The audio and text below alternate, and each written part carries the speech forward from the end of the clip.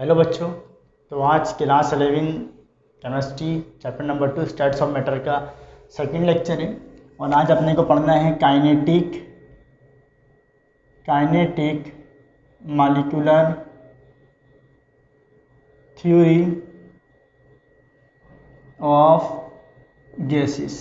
ठीक है, ये आप पढ़ के आ चुके होंगे 9-10 स्टैंडर्ड में। हम इसकी अगर लिखवाने को उसके आएंगे पॉइंट्स तो बहुत लंबा लेक्चर चल जाएगा। हम इसके मेन पॉइंट्स आपको बताएंगे। पहली बात क्या बोलते हैं जनाब, ये theory gases molecules are widely separated. समझ में आ रही है बात? गैसेस के जो मॉलिक्यूल्स होते हैं, मान लो ये डब्बा है, इसमें ये जो मॉलिक्यूल्स हैं इसके वो दूर दूर फासले पर होते हैं, दूर दूर फासले पर होते हैं। ठीक है, दूसरी बात ये कि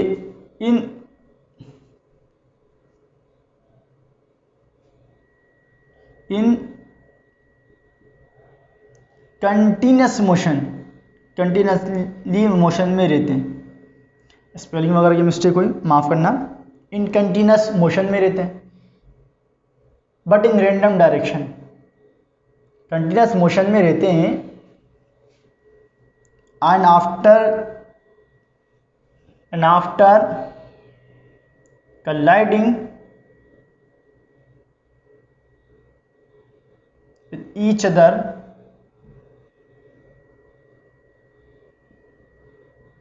they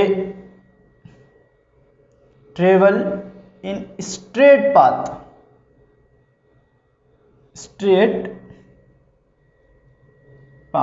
but in random direction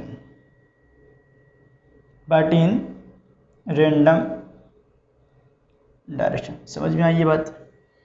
तो एक तो पहले कंटिन्यूस मोशन में रहते हैं, फिर दूसरा कि अगर कलाइड करते हैं तो कलाइड करने के बाद स्ट्रेट पाथ में मूव करते हैं। मान लो कि अगर ये इससे कलाइड किया जूम, तो ये स्ट्रेट पाथ में ऐसे मूव करेगा, ऐसा नहीं करेगा, ये स्ट्रेट पाथ में मूव करेगा बट रैंडम डायरेक्शन में। कहीं पर भी अपनी मर्जी से कहीं पर भी जा सकता है भाई, ईस्ट में, नॉर्थ में, वेस्ट में, साउथ में, कहीं पर भी रैंडमली मूव करेगा बट स्ट्रेट पाथ। ठीक है, तीसरी सबसे इंपॉर्टेंट बात, the collision between molecules are elastic। अब बच्चों इलास्टिक का थोड़ी सी फिजिक्स की बात आ रही है। इलास्टिक देखो, दो कलीजन होते हैं, एक तो इलास्टिक होती है और एक इनइलास्टिक होती है। ये हमने फिजिक्स में पढ़ा है और आप जाकर देख लो, मोशन इन वन डायमेंशन में हमने पढ़ा है क्लास 11 फिजिक्स के अंदर ही। इलास्टिक में हम बता देते हैं इलास्टिक क्या होती है। अच्छा देखो, इलास्टिक में ऐसी कलीजन जिसके अंदर मोमेंटम और काइनेटिक एनर्जी जो कि कंजर्व्ड रहते हैं, चेंज ना हो, कोई लॉस ना हो, ऐसी कलीजन को कहते हैं इलास्टिक कलीजन। ठीक है, चौथी बात, point number 4, the average kinetic energy of gaseous molecules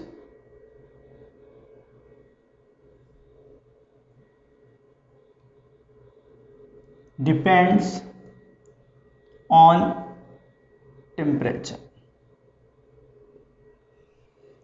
ठीक है, गैसेस मॉलिक्यूल्स, गैसेस की जो काइनेटिक एनर्जी किस पर डिपेंड करती है? सिर्फ और सिर्फ टेम्परेचर पर। तुम्हारे पास मैं बोलूँ हाफ मोल मेरे पास जनाब ऑक्सीजन का है और हाफ मोल मेरे पास नाइट्रोजन का है। अगर टेम्परेचर सेम है तो काइनेटिक एनर्जी भी क्या होगी? सेम। अगर डिपेंड करती है तो सिर्फ टेम्परेचर पर। अगर टेम्परेचर पर कोई छेड़खानी नहीं कर रहे तो कोई फर्क नहीं पड़ेगा। ठीक, सबसे इंपॉर्टेंट बात पांचवी, there are no force of attraction and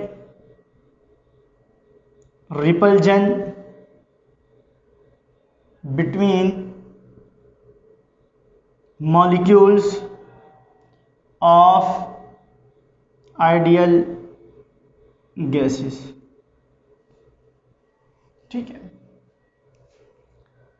ideal gas molecules में ना तो कोई फोर्स ऑफ अट्रैक्शन होती है, ना ही कोई रिपल्जन होती है।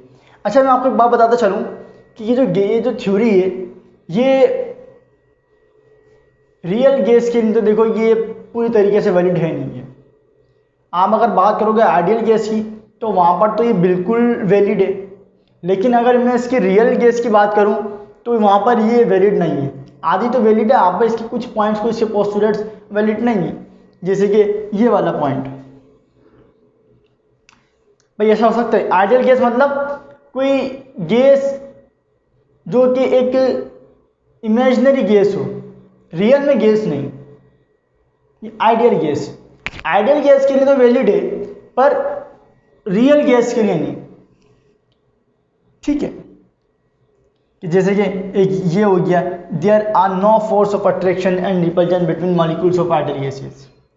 जो रियल गैसेस के लिए है ना, ये पॉइंट्स का पोस्टुलेट सही है, ये इसका पोस्टुलेट सही है, बाकी पोस्टुलेट्स के सही हैं, लेकिन ये पोस्टुलेट्स मतलब मैंने आपको बताया ना कि वो इसके ये पार्शली तो वैलिड है पर पार्शली वैलिड नहीं है रियल गैसेस के लिए। लेकिन अगर आइडियल गैस की बात करोगे तो वहाँ पर तो ये क्या पूरा वहाँ 100% ये वैलिड है। तो ये थी kinetic molecular theory of gases. अब हम इसके स्टार्ट करेंगे लॉज वगैरह। ठीक है, तो ये थे इससे इंपॉर्टेंट पॉइंट्स, वरना अगर हम इसको लिखवाने को आए तो बहुत लंबा लेक्चर चल जाएगा।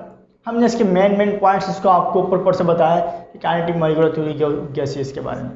आगे पढ़ाई कीजिए। अल्लाह हाफिज़।